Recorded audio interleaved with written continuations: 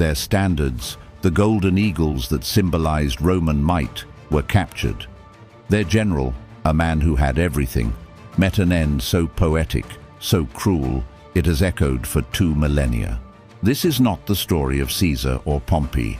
This is the story of the man who bankrolled them both, a titan forgotten by time, Marcus Licinius Crassus. He was, by all accounts, the richest man in Rome, but Crassus didn't inherit his fortune. He forged it from chaos and fire. During the brutal civil wars, he bought up the property of the condemned for pennies on the dollar. He created Rome's first private fire brigade, a brilliant and ruthless enterprise. When a building caught fire, his men would rush to the scene and do nothing. They would simply wait for the desperate owner to sell the burning property for a pittance. Only then would they put out the flames. He bought the ashes of Rome and built an empire of gold. From his palatial home, he could gaze out over a city that was, in many ways, his own. But even as he amassed a fortune that could fund armies and bribe senators, a different kind of hunger gnawed at him. A hunger for glory, for even then, it wasn't enough. That hunger intensified when he finally had a chance to prove his military worth. The Republic was paralyzed by the largest slave revolt in its history, led by the gladiator Spartacus. One general after another had failed to crush the rebellion. It was Crassus who stepped forward, raising his own legions with his own money. He was a competent, methodical commander who relentlessly cornered Spartacus and his army. After a brutal final battle, he won a decisive victory, saving Rome from a threat that had shaken it to its core.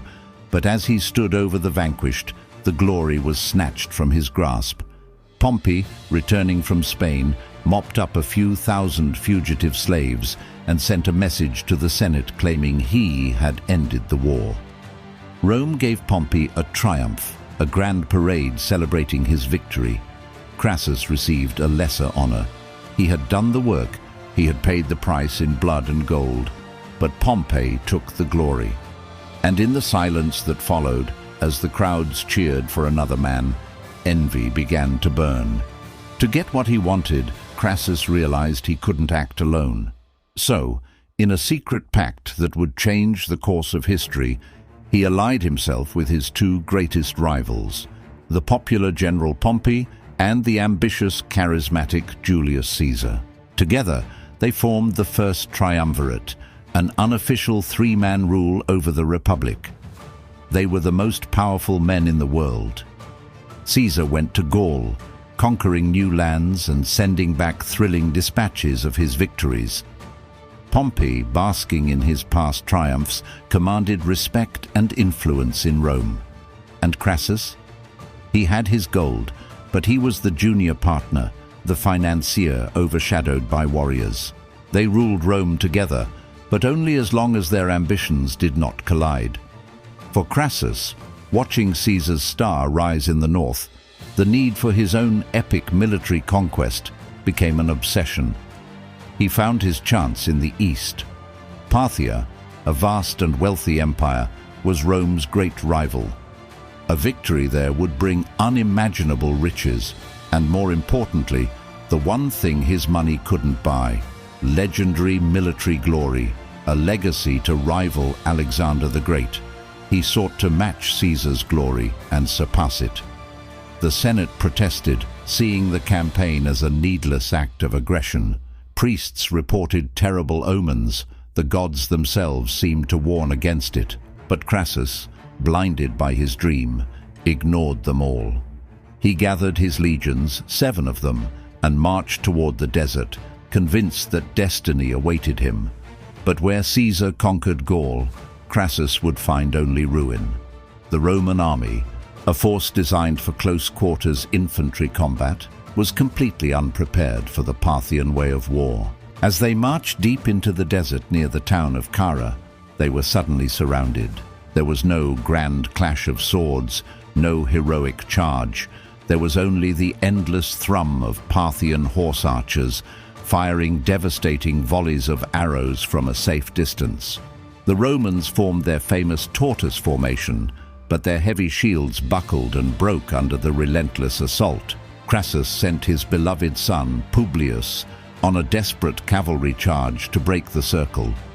He watched his son vanish into the storm of dust and arrows, a brief, heroic flare against an unstoppable force. Sometime later, the Parthians returned. Mounted on a spear was the severed head of Publius. In that moment, Crassus's spirit broke. His name, his legacy, and his hope were consumed by the desert wind. The battle was lost. The legions were annihilated. Crassus himself was lured into a false negotiation and captured. What happened next became the stuff of legend, a story whispered from Parthia to Rome. They say the Parthians, as a final mocking tribute to his infamous greed, poured molten gold down his throat, a cruel jest for a man who had everything yet wanted more. "You thirsted for gold," his captor supposedly said, "so drink it." Whether this is truth or a grimly satisfying fiction, the message was clear. The man who lived for wealth died by it, his insatiable ambition quenched in the most horrific way imaginable.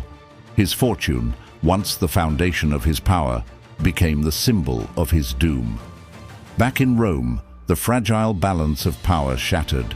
With Crassus gone, there was nothing to mediate between Caesar and Pompey. The civil war that followed would destroy the Republic and give birth to the Roman Empire. In the end, Crassus's gold could not buy what every Roman sought: immortal glory. His fortune vanished. His name became a whisper, a cautionary tale of greed and hubris.